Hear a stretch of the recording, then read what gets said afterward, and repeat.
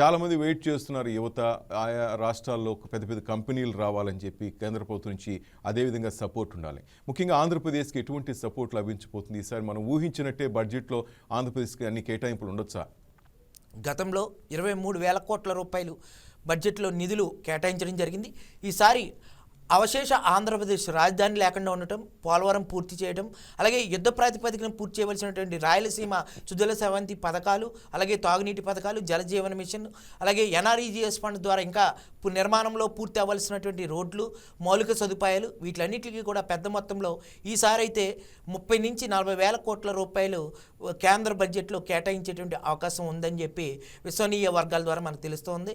దీనిలో భాగంగానే ఈసారి ఆంధ్రప్రదేశ్కి అమరావతి డెవలప్మెంట్ కింద, అలాగే లోటు బడ్జెట్ కింద అత్యధిక మొత్తంలో నిధులు కేటాయిస్తే ఆంధ్రప్రదేశ్ గొట్టు ఎక్కుతుందని చెప్పి నిపుణులు చెప్తున్నారు. రోజు రోజుకి పెరిగిపోతున్నటువంటి ఆంధ్రప్రదేశ్ యొక్క అప్పులు, ఆర్థిక స్థితి మందగించడం, తలసరి ఆదాయం తగ్గుముఖం పట్టడం, రాష్ట్ర స్థూల ఆర్థిక అభివృద్ధి కూడా తగ్గుముఖం పట్టడం, ఈ వార్తల నేపథ్యంలో ఆంధ్రప్రదేశ్కి ఆదుకోవాల్సిన బాధ్యత పూర్తిగా కేంద్రం మీద ఆధారపడి ఉన్నది. కాబట్టి ఈ బడ్జెట్లో ఒక 40,000 కోట్ల రూపాయల వరకు కూడా మౌలిక వసతులు, రూపకల్పన, విద్యుత్తు, అలాగే పోలవరం ప్రాజెక్టు, స్టీల్ ప్లాంటు ఆధునీకరణ చేయటం, అలాగే విశాఖపట్నాన్ని స్పెషల్ రైల్వే జోన్గా ప్రకటించడం, ఇవన్నిటికీ కూడా పెద్ద ఎత్తున నిధులు కేటాయించేటువంటి అవకాశాలు ఖచ్చితంగా ఉన్నాయండి. Please subscribe to YK TV Network. Please subscribe to YK TV. Please watch YK News.